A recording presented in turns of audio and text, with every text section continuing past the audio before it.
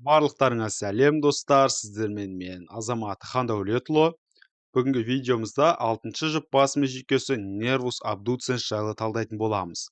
Видеоға кіріспес бұрын каналға тіркеліп, лайк басып достарыңызбен бөлісіп кетіңіздер. Алдағы уақытта пайдалы ақпараттармен бөлісетін боламын. Сіздердің қолдауларыңыз мен үшін үлкен мотивация. Ал ендеше біз бастаймыз.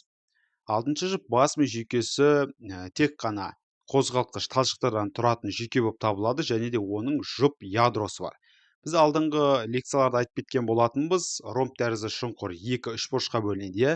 Жоғарғы үшбұрышында 5-ші жұп басымы жүйкесінен 8-ші жұп басымы жүйкесіне дейін, ал төменгі үшбұрышында 9-ші басымы жүйкесінен негізгі 12-ші жұп басымы жүйкесіне дейінгі нервтердің ядролары орналасқан. Яғни көпірдің артқы бөлімі дәл осы жоғарғы үшбұрышта түссе, сопақша мидың артқы бөлігі дәл осы төменгі үшбұрышта түседі екен. Сәйкесінше нуклеус нерви абдуценс 6-шы жұп басымы жүйкесі осы көпірдің артқы дорзальды бетінде яғни ядросы орналасады.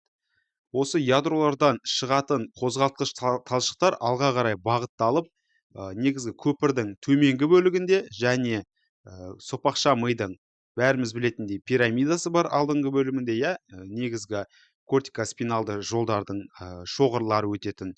Дәл сол аймақтан көпір мен пирамида арасынан бізде 6-шы жұп басым жүйкесі шығады да, алға қарай бағытталып, негізгі мидың қатты қабығын тесіп өтеді.